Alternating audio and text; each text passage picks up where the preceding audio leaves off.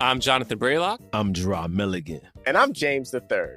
And we're the hosts of Black Men Can't Jump in Hollywood. It's a comedic podcast that reviews films with leading actors of color and analyzes them in the context of race and Hollywood's diversity issues. Yeah. Listen to new episodes on Mondays. Find us wherever you get your podcasts. I don't care where you get them. I just want you to listen.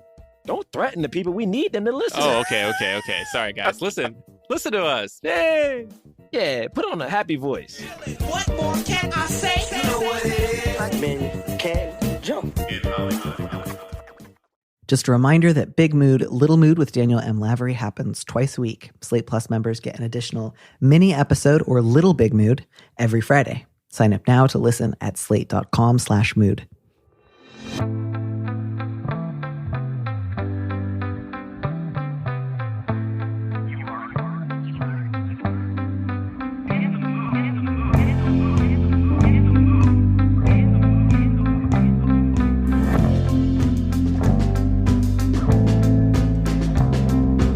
Hello and welcome back to Big Mood, Little Mood. I'm your host, Danny M. Lavery, and with me in the studio this week is Max Read, a journalist and screenwriter based in New York. His newsletter guide to the future, Read Max, can be found at http://maxread.substack.com. It's been a while since I tried to read out an HTTP, and I regret it. You should have said hypertext transfer protocol. That would have been the really futuristic way to say it. There's so many things that I wish that I had said, but I didn't. And we're here now in the present together instead of the future. And what's done is done. But I'm so pleased that you're here. It's so wonderful to be, spiritually, if not physically, together. And I'm really interested to hear some of your thoughts, because as I read some of our letters today, I became convinced somehow that there was like an MLM underlying it, but I don't really know that I have a good reason for thinking that. Yeah, I had the same thought that you did. It also did feel like the first one feels a little bit like the beginning of a sort of like mid-budget script, like a YA script that you would like, you can imagine someone sort of making a Pixar face and like saying these first lines in voiceover. I mean, literally the first line of the letter is like the first line of a young adult novel or something. Like it's a very like an AI generated young adult novel, basically. Which I feel bad saying because this letter is about someone's serious struggles with self-confidence, and we're already like tearing the letter apart. Let's put it this way: that the reason this is always the start of an AI novel or Pixar novel, it's a really universal set of feelings, especially in like young adulthood, adolescence, like that age bracket. That's true. I'm glad you said that, because I really wanted to stress I was not saying like, and you can't even write a compelling letter to an advice columnist. I was not trying to be like too hard. It's just, yes, I think like you, I had a sense that I think this letter writer's maybe in college, but it is difficult because when all you have is a sense of like grandiose self-pity, it can feel a little demoralizing for someone to say, and you don't even have that. Right. So I do want to walk the line, but maybe instead of like preempting this letter with a lot of hedged bets, I should just read it and then we can get into advising this person. Please. So the subject line, which I did not choose, is loser. Again, that is not me saying that. I'm not good at anything. I'm pathetic at sports, average in studies, an awkward dancer and public speaker, and there's just nothing that is good about me. Nothing special. I'm doing an internship at an organization that hosts events, and we were told to bring in people who will participate in it. We've been doing this for 2 months, and nobody has registered from my side. I'm working very hard and giving it my best, but everyone I ask is either busy on those dates or not interested. Everyone I call rejects me, and I'm tired of it. I'm one of the senior interns, but I just don't seem to be able to produce any results. All the others are bringing in participants except me. In every meeting, I have the same update to give the leaders about my work. No registrations yet. I'm thinking of quitting the internship, but I cannot because the internship is just 2 weeks away and it will look very bad on my part. What should I do? What should they do? Besides watch Glengarry Glen Ross. I mean, I think the first thing to do here would be to Google the name of the company in MLM and just see what kind of results come up. It's not entirely clear from the letter exactly what the job entails, but anything where you're supposed to bring people in to participate is very possibly a multi-level marketing scheme. And if it is, and like I guarantee you, if this is a suspected or actual MLM, that there will be about 50 threads on Reddit from people who are asking, "Hey, my friend is trying to get me to buy this juice. Is this an MLM?" you do a little bit of research and you find that this is probably an MLM, I suggest you just walk away as quickly as possible. The letter writer doesn't mention whether this is for school credit, but it sounds like the only reason they feel that they can't quit is because the event is 2 weeks away and it will look bad. But I guess my question is, to whom will it look bad? Yeah. I mean, I think that one of the things about this letter, and this relates to what we were talking about before about the sort of universal, like the sense of being kind of worthless in your early 20s, let's guess, as the age of the letter writer, is not entirely universal, but it's not an uncommon feeling. And I think something that accompanies that sense of worthlessness is often a sense that, like, a kind of paradoxical sense that you are also the total protagonist of reality, and that everybody's eyes are on you, and that everybody is thinking about you and how you're failing and how you're a fuck up and how nothing is going right for you.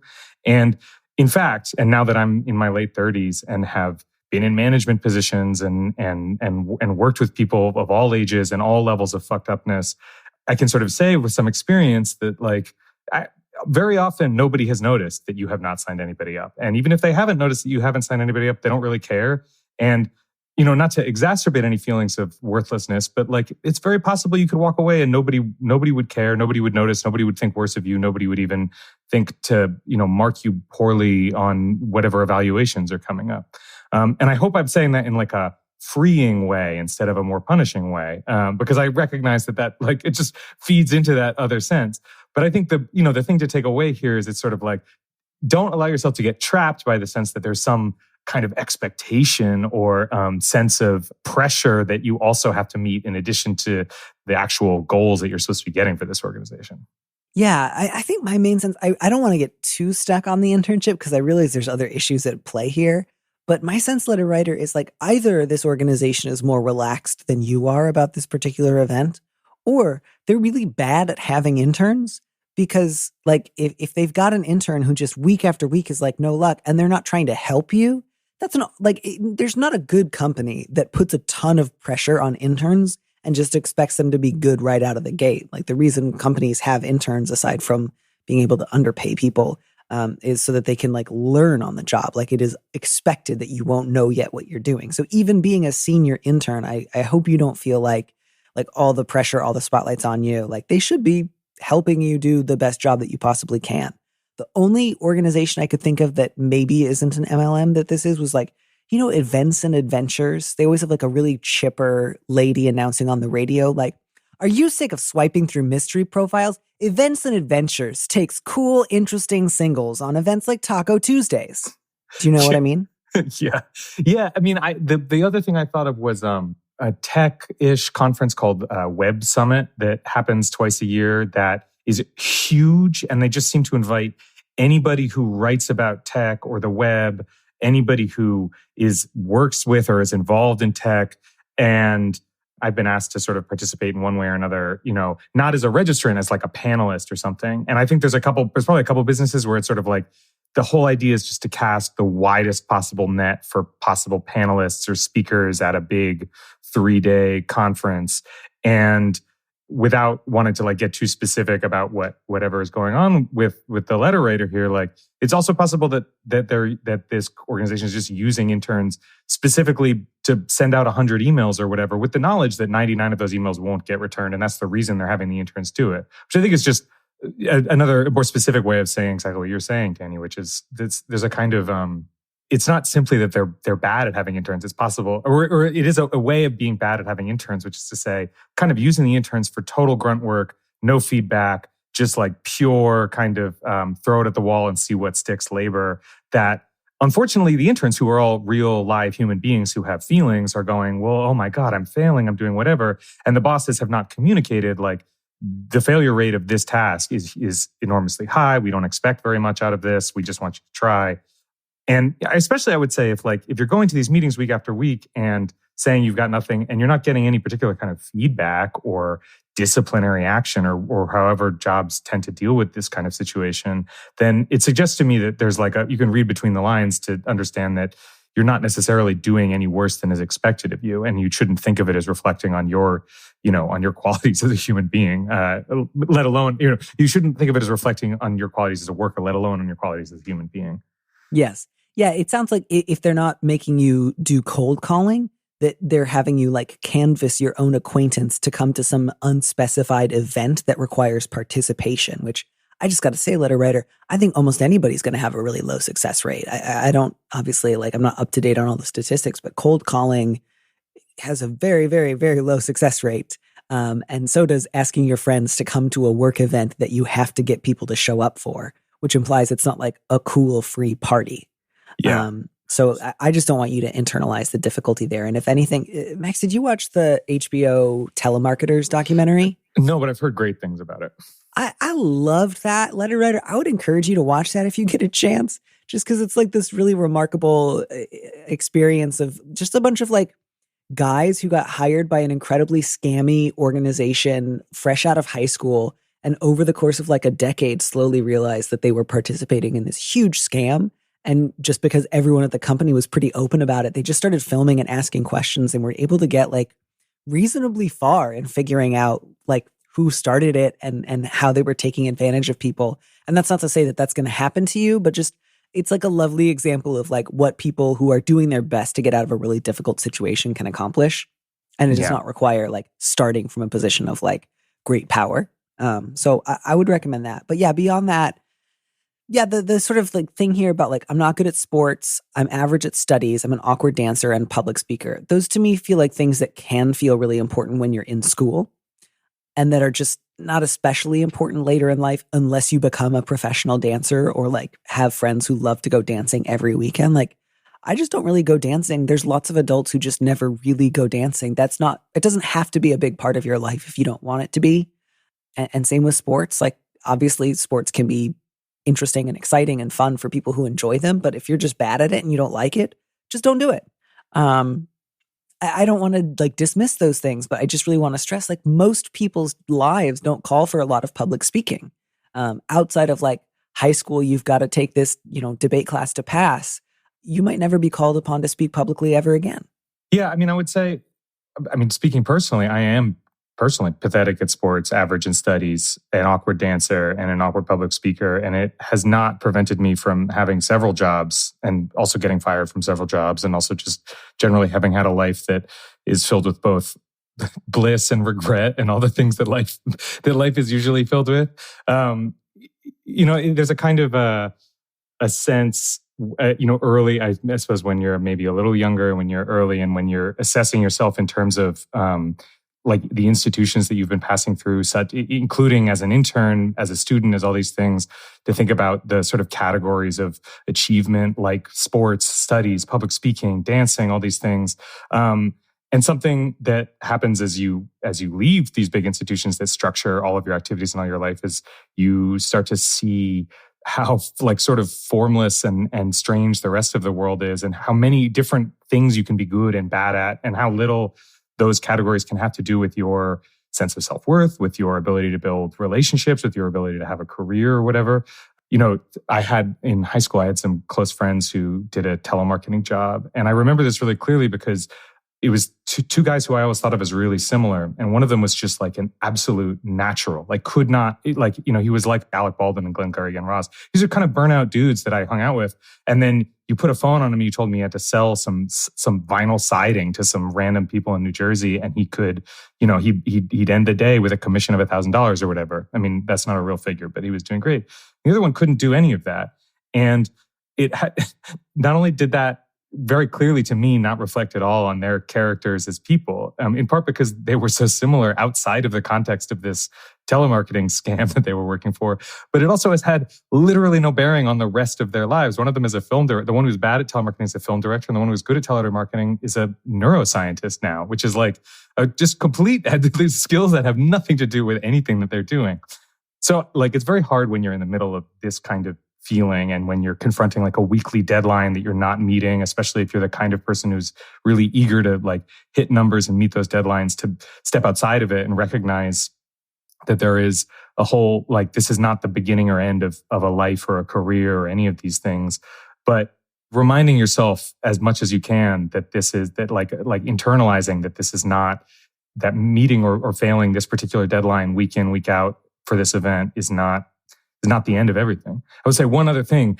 If Danny is right that this is about like trying to get your friends to come to an event and you're failing at that, I think you could be very happy that you have friends who are able to set clear boundaries and who are able to say to you, this is not something I'm interested in, because that's like a real solid friendship. And you will be very happy to have friends like that in your future, assuming that's the case, which maybe it's not. Right.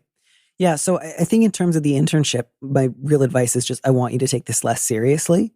And then as to the rest of it, some sort of combination of reminding yourself that those particular qualities are not the end all be all of your worth as a person. And then also, I want you to be able to find places where you can talk about that. But I also want you to be careful of that way of thinking. It's tricky because both, like, if you're feeling incredibly down on yourself and isolated, you want and deserve support. And it's also true that if you want to become close with other people, if you want to be friendly and be invited to things, it really helps to at least act as if you value yourself a little bit. Because if you lead with, when you're meeting people, I don't think much of myself, I don't think I'm very good at anything, other people will, I think, understandably feel like, okay, if you don't think you have much to offer, I'm not going to try to dissuade you. And so I don't say that to say, like, put on a mask, always pretend to be wonderful. But I would say that find places that you can talk about this that are appropriate, like with longstanding friends, relatives that you might trust, potentially a therapist. And be judicious. Do it some of the time, but not all of the time. Don't lead with that when you're meeting people, just because I don't want you to potentially, like, scare somebody off who might otherwise be interested in getting to know you a little bit better. And I don't want to sound too much like I'm trying to advise you to, like, navigate like a court full of intrigue and deception of, like, you must pretend never to fear the king, lest, like, you look weak in front of your many enemies who will poison you. But I do want to just point out that there are ways in which that sort of, like, self-talk can just become a really self-fulfilling prophecy. And if other people think that you hate yourself that much, I wish that meant that other people would think, oh my gosh, this person really needs a lot of help, let's all gather around them. But it does often put people off. And I don't want to be too Pollyanna-ish here. Does that feel like the right note, Max? I don't want to be like, you'll be alone forever if you ever acknowledge vulnerability versus, like, yeah. I think it's good. Can I add like a little bit of a projection, Please. a bit of projection advice? I mean, speaking as somebody who was pathetic at sports, average in studies, etc., is self-improvement is real and possible. And, like, not in the sense of, like, you must, like, go and do, in bench press in the gym and squat in the gym until you're incredibly strong or whatever. But something I wish that I had thought about more and known more when I was younger is the extent to which, like, it's totally cool and fine to go take a dancing class or to go take a public speaking class or an improv class that will help you feel confident in these ways. And these are not necessarily skills that they come naturally in some cases to some people, but everybody who is good at them has worked on them at some point in their lives. And you're allowed to work on them, and you're allowed to go from being really bad to just kind of bad.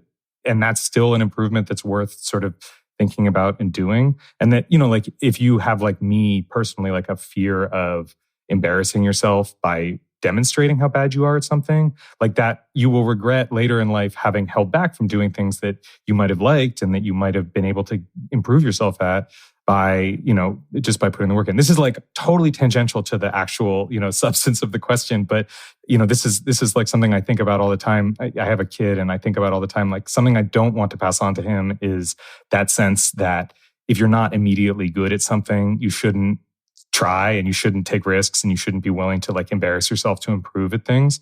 And when you mention specific things like sports and public speaking and dancing, like, these are skills that really genuinely you can put time and effort into, and you can learn a lot about yourself, and you can make new friends, and you can do all these things that can provide you with, if not, like, the skill you're seeking, at least more self-knowledge about why you want to do it, what makes you bad at it, whatever else, if you have the time after the internship is over. Yeah. And I think, just to that end, there's sometimes ways in which this kind of thinking can be sort of, like, paradoxically self-serving. Like, I don't know that when you meet other people, if they're not good at sports and they're an average student and they're not a great dancer, that you think, like, what a piece of shit. They're nothing special. And so I think, again, letter writer, I really want to go easy on you because it's clearly you're going through a lot. But, like, just sometimes it can be helpful to test these ideas. Like, do I really believe that if someone is, like, not especially talented, that they're, like, garbage and worthless? Or is this, like, a sort of way of having unreasonable standards for me that's like, oh, I should be the king of everything. And if I'm not immediately great at something, it means I'm nothing. Like I can only ever either be special, worthy of other people's times, doing great, or the piece of shit at the center of the universe, as the saying goes. And so I would just encourage you, like, if you find yourself going from, I'm not very good at softball to, and I am the worst at everything and mean nothing, to maybe just interrupt them. Like, does this sound realistic? Would I say this about somebody else? Am I maybe laying it on a little bit too thick here? And it can sometimes be nice to be a little bit like, to gently laugh at the part of your brain that is tempted to catastrophize anything that you feel bad about, which is not the same thing as saying like, wow, I suck for feeling bad about myself. I don't want to send you down that road. But I think to just, if you find yourself going from like, I can't really play cricket, which is fine, to there's nothing worthwhile about me, I think that's a flag that's worth interrupting. Yeah, I agree. And one other thing I'd say is just to the point about the telemarketers documentary is take notes about what you're doing and where it is, because I'm sure it's an interesting job and I'm sure there will be material for something later in your life, whether it's just anecdotes for a wedding speech or something. But if you become a writer or a filmmaker or whatever, I'm sure there's some good color in there.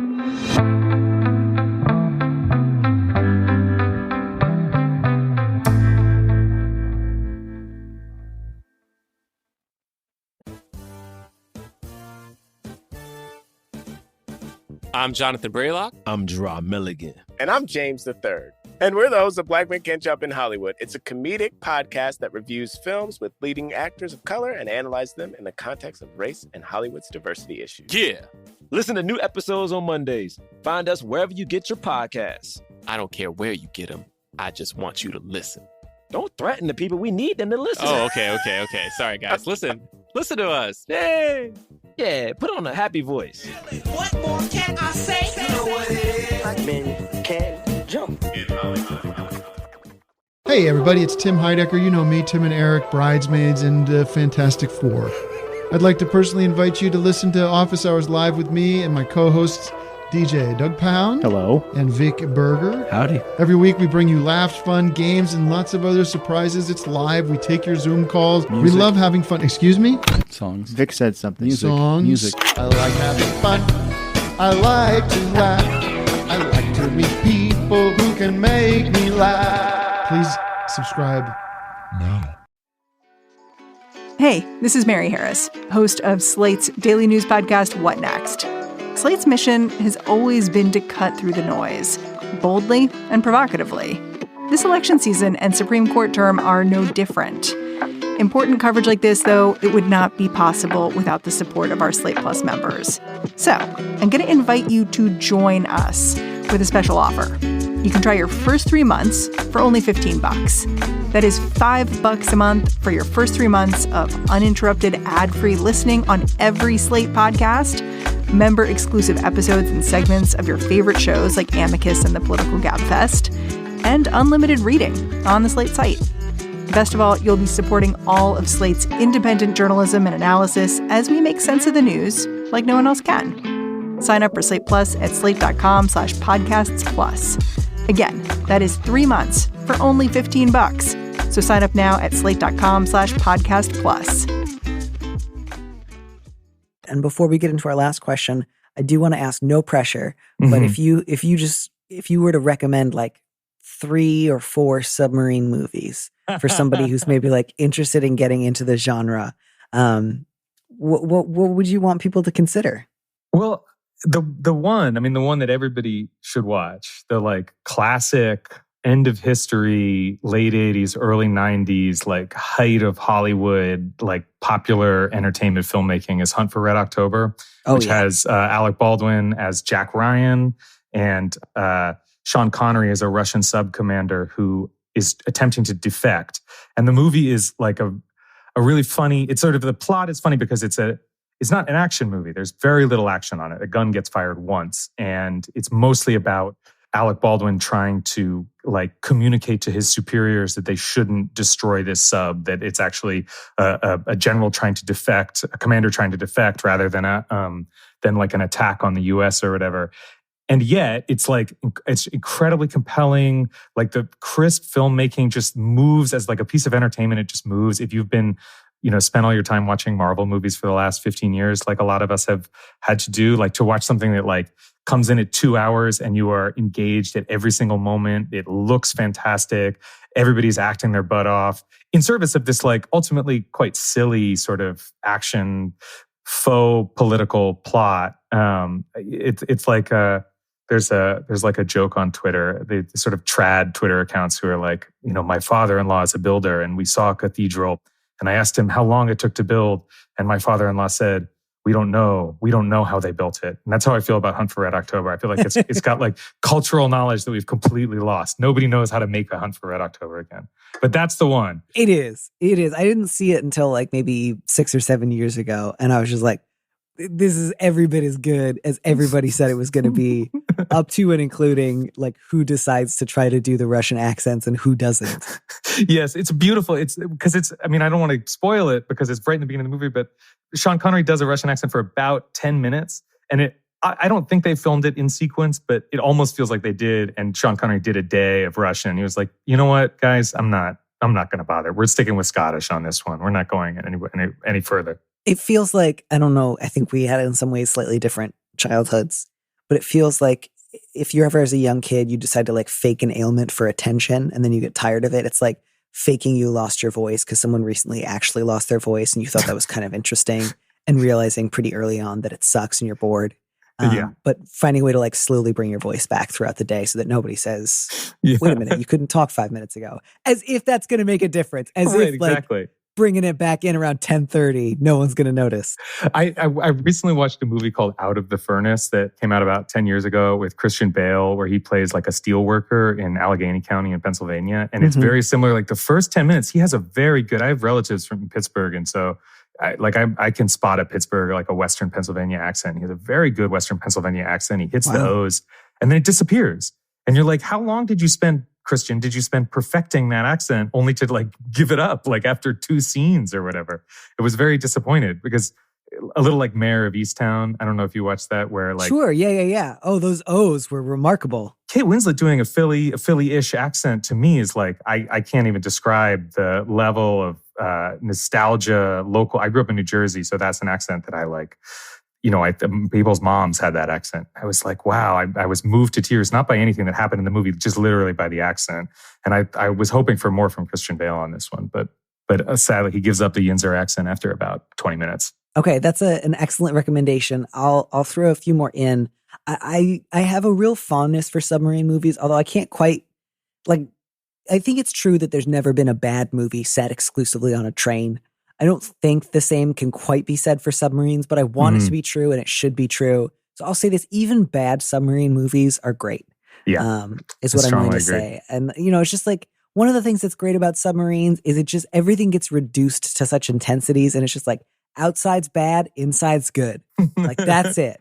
And then you always get the ping going, which is just like this beautiful disembodied heartbeat of like fear and terror. It's just, it's hard to miss. And I am including, by the way, like Hell Below, which is a submarine movie with Jimmy Durante in it, which is, if you're thinking that can't be good, you're right. It's not good. It's based on a book called Pig Boats. But you got to watch it. It's got Walter Hewson in it. It's fantastic. It's 1933. It's a pre-code movie about submarines in the Adriatic.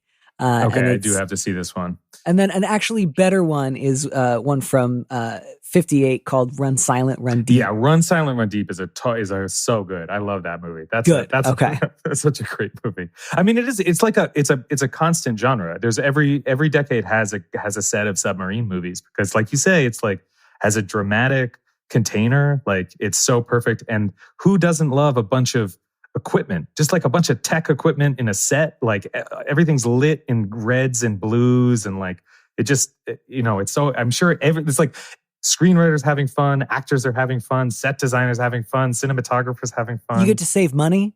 Yeah, exactly. You know what I think it's supposed to be very bad, but I really want to see is I don't know if you remember The Meg, the movie about the megalodon shark. I do. I was disappointed because I read and loved the books. But I thought that the movie adaptation like totally lost the sense of fun. Well, so the new Meg movie called Meg 2, The Trench is directed by this guy, Ben Wheatley, who is like a kind of an art house English director. And I don't quite know how he ended up directing Meg 2. But my He's not understanding the guy who did Sightseers, is he? Yes, the guy who did Sightseers Sightseers, Kill List, High Rise, Free Fire, Field in England. A lot of like very weird, murdery That's English terrific. movies.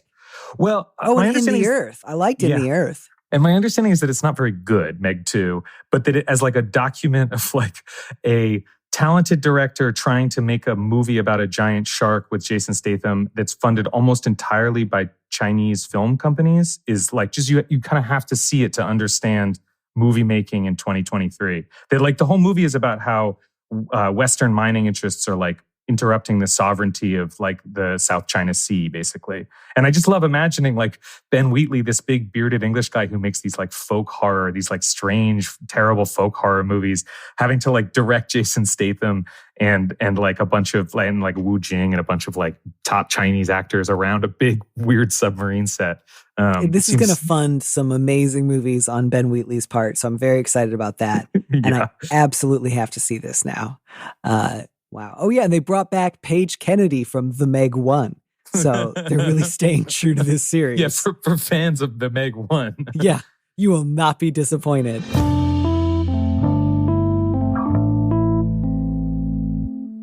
Okay. Well, I really now just want to talk about like Ben Wheatley and submarines for the rest of the episode, but we can't. So I will read our last letter and then we will call it a day. But our last letter is a sort of like classic. So these are from the Dear Prudence mailbag. We ran out of questions last week. And Janae very kindly sent some over. And this is like a classic question that I used to get when I was doing Dear Prudence. And I get a lot less for this show. That's sort of like a person who's a landlord, but kind of doesn't want to be. And I don't mean that like in a really dismissive way. Like somebody who has like one kind of shitty house from like a family member who died and is like, I'm not making money off of it. I'm kind of helping a relative. I'm kind of annoying a relative and she's kind of annoying me and I don't like it. And it just feels like if nothing else, these letters teach us that normal, nice people hate being landlords. It's not good. There's a reason you're not having a good time. And so I want them to pay attention to that and get out. So that being said, the subject is not a monster. Always a great place to start. 5 years ago, I inherited a very old house from a relative. At the same time, my aunt from the other side of my family was facing eviction again. She was there for me when my mother died. I let her rent the place, just paying enough to cover the bills and taxes. In 5 years, she's been late and or short on her rent payments every single month. And it's because her kids and grandkids are money-grubbing moochers. She can't pay the water bill because she's paying her son's water bill. She can't pay rent because she's paying her daughter's rent. The grandbabies need the big birthday bashes their parents can't afford. One of their damn dogs got out again, got hit by a car, and they can't afford the vet bill. Her eldest son is getting his expensive truck repossessed again and will lose his job. I've been in the red with her so long, I can't even calculate how much money she owes me. The house needs major repairs that I don't want to deal with. At this point, the land is worth more than the house is. I also plan to move away. I'm tired of the guilt, the conflict, and dealing with everyone. I told my aunt that I planned to sell the property and that she had 6 months to figure out a new living situation. She started to cry and said I couldn't take her home away from her. I told her the house needed too much work and I was tired of her taking my money and spending it on the cousins.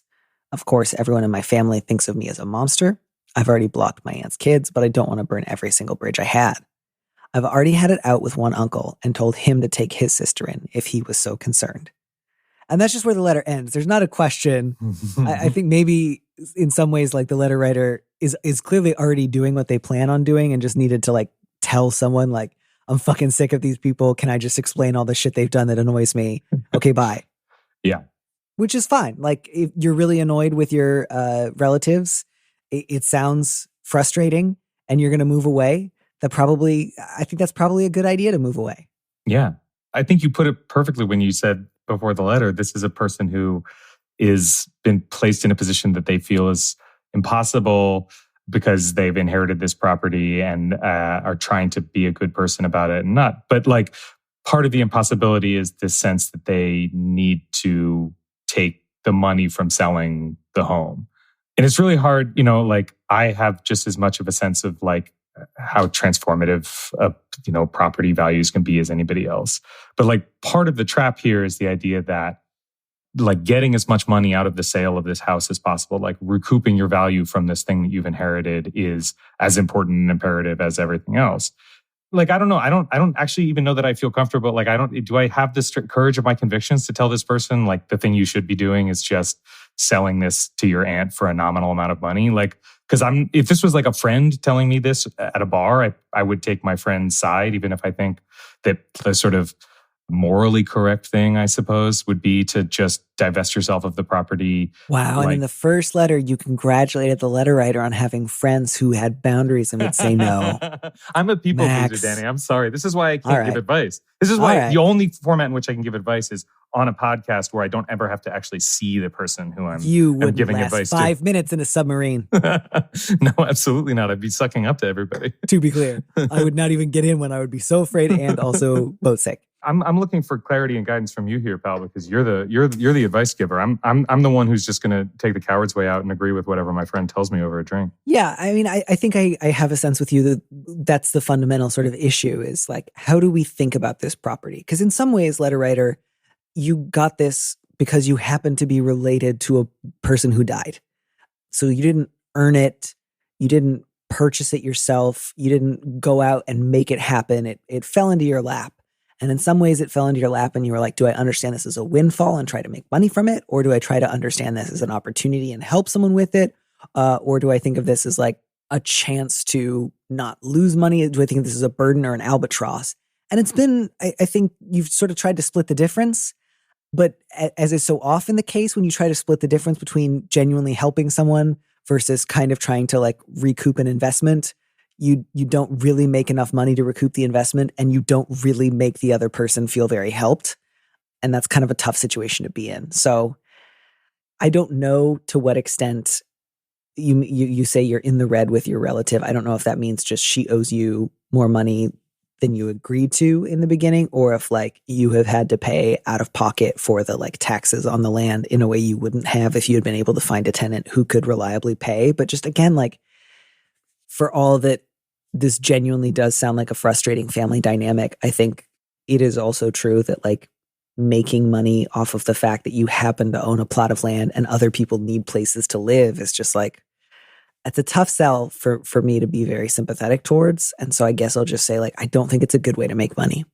And I think you've kind of experienced that. So all of that is just to say, yeah, I wonder if you just want to get out of this, like with your hands clean and be done with it. And it sounds like the house isn't even that valuable anyways. If there's a way that you can just like write it over to your aunt for like $1, I think that would be nice. I think that would feel nicer when you're like dying and looking back over your life than like, oh, I ended up leaving it up on the market for like 6 months and finally like one of those We Buy Ugly Houses poster people like eventually bought it. Like if it's genuinely that valueless, I wonder if you actually would have gotten a lot more money out of somebody else. To me, it feels almost like possible that there's this sort of fantasy of like, oh, if I hadn't given in to my aunt, I could have made real money. But it actually doesn't sound like you were a very good landlord. You didn't really keep up the property. You didn't do the repairs.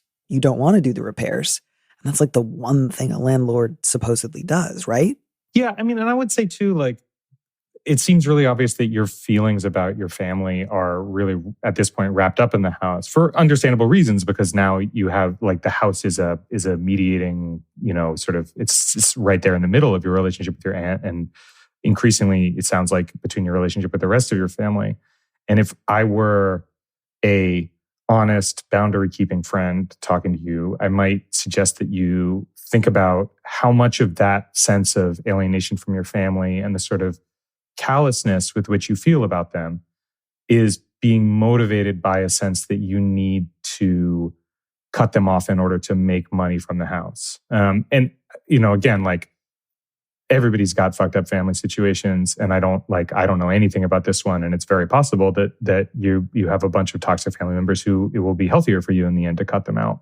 But I could also see a situation where you see that you could make $100,000 or whatever from selling this house. And in order to reach an emotionally stable place to do that, you need to justify it to yourself by telling a particular kind of story about your family and who they are.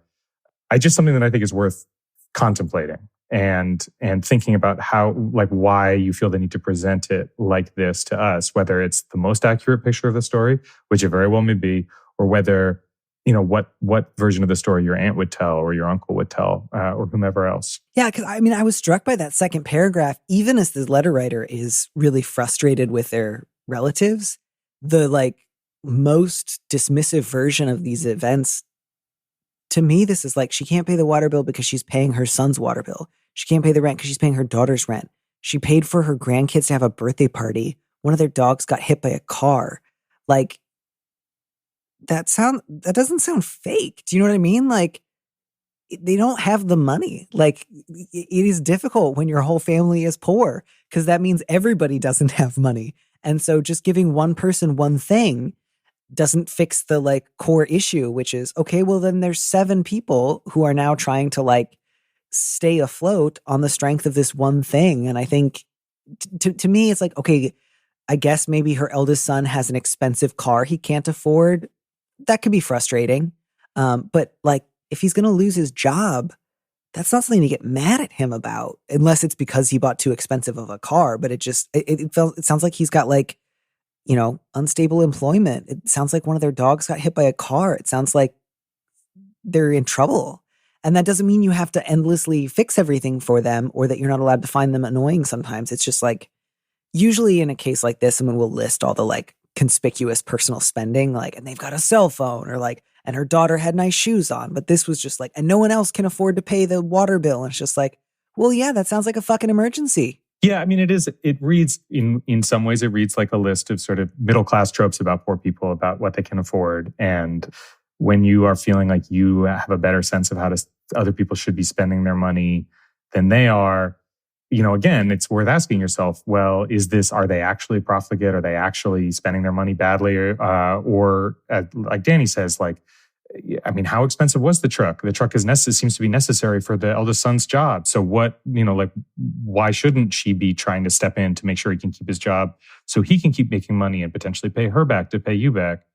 I think that these are all like, again, without wanting to like question, I'm sure that everything is sort of accurate as you're writing it, but it's the kind of thing you want to stop and think about why you're picking this particular tack and like why this particular argument is appealing to you in terms of what you seem to have already decided to do. Yeah.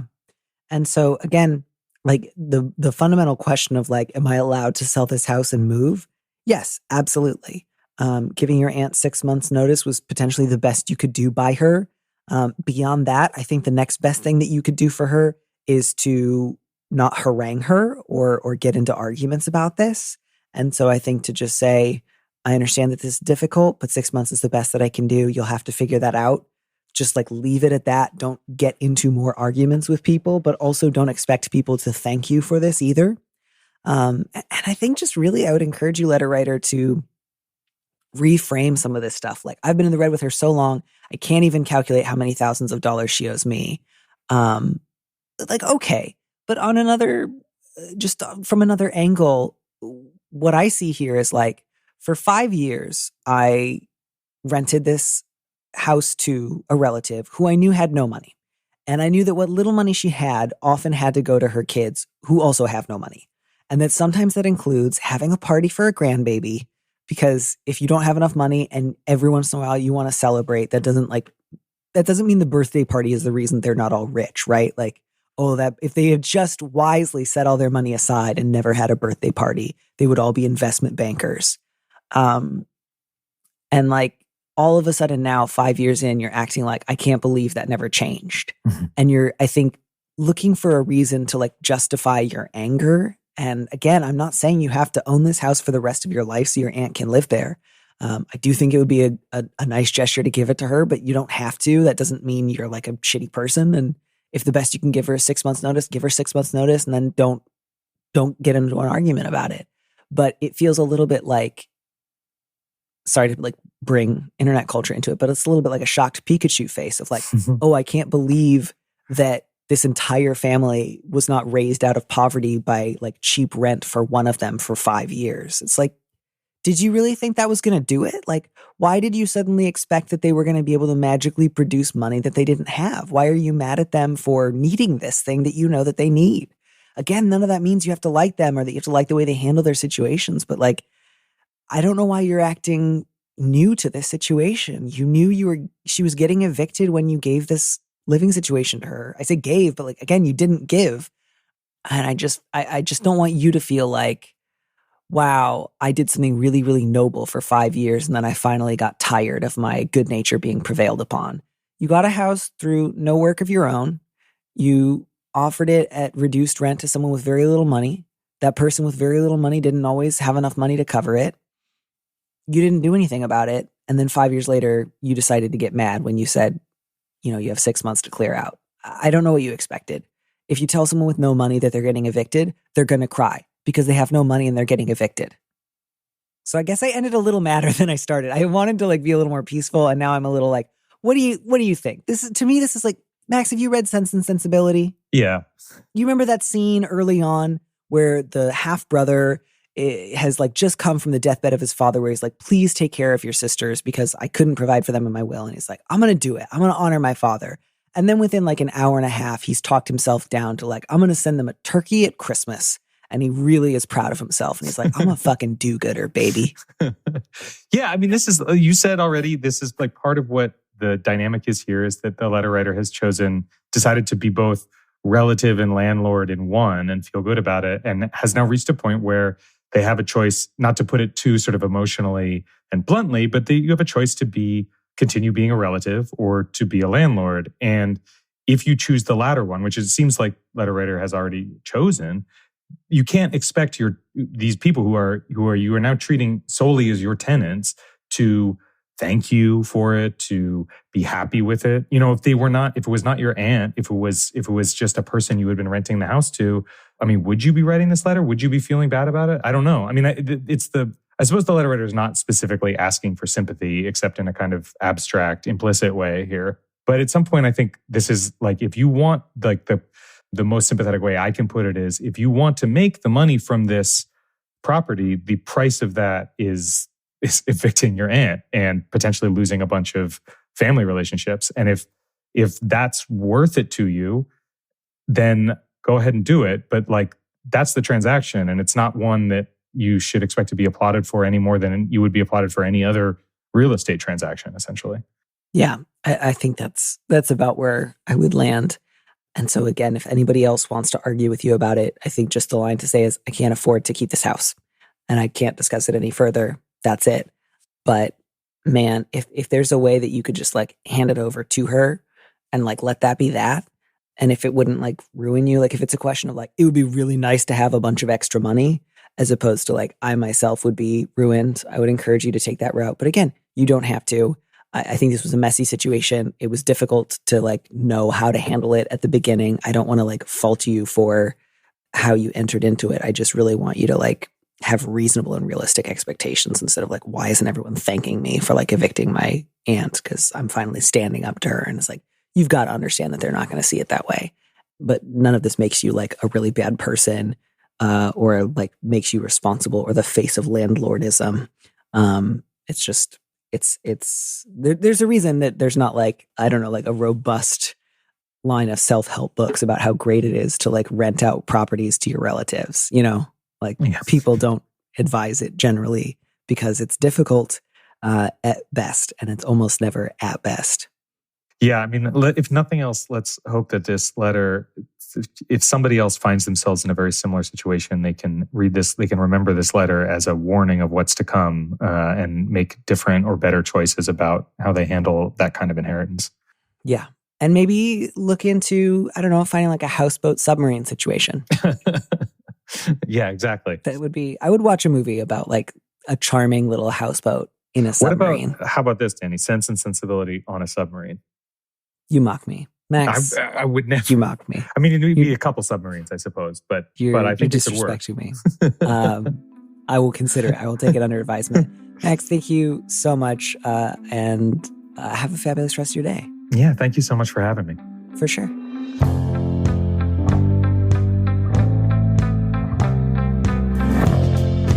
Thanks for joining us on Big Mood, Little Mood with me, Danny Lavery. Our producer is Phil Surkis, who also composed our theme music. Don't miss an episode of the show. Head to slate.com/mood to sign up to subscribe or hit the subscribe button on whatever platform you're using right now. Thanks. Also, please leave us a review on Apple Podcasts. We'd love to know what you think. If you want more Big Mood, Little Mood, you should join Slate Plus, Slate's membership program. Members get an extra episode of Big Mood, Little Mood every Friday, and you'll get to hear more advice or conversations with our guest. And as a Slate Plus member, you'll also be supporting the show. Go to slate.com/Mood Plus to sign up. It's just $15 for your first 3 months. If you'd like me to read your letter on the show, maybe you need a little advice, maybe you need some big advice, head to slate.com/mood to find our Big Mood, Little Mood listener question form, or find a link in the description on the platform you're using right now. Thanks for listening.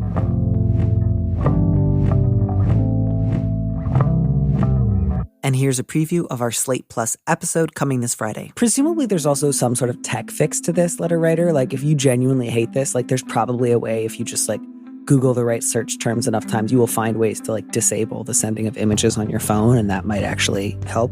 But I would say I would assign this to 2 categories. If one of this is just like people I don't know very well, I don't especially care to talk to, and I just don't really want to respond if they send me a picture of like Tom Cruise's face all weird, fine, you don't have to. This is not like somebody's knocking at your door and you're pretending not to be home. Like, you have my full permission to ignore that if it just feels like a content-free conversation that you don't really want to be in.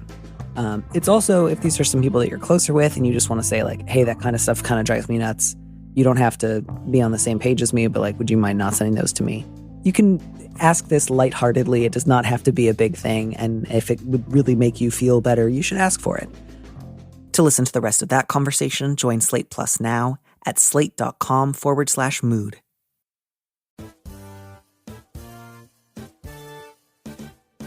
I'm Jonathan Braylock. I'm Gerard Milligan. And I'm James III. And we're the hosts of Black Men Can't Jump in Hollywood. It's a comedic podcast that reviews films with leading actors of color and analyzes them in the context of race and Hollywood's diversity issues. Yeah.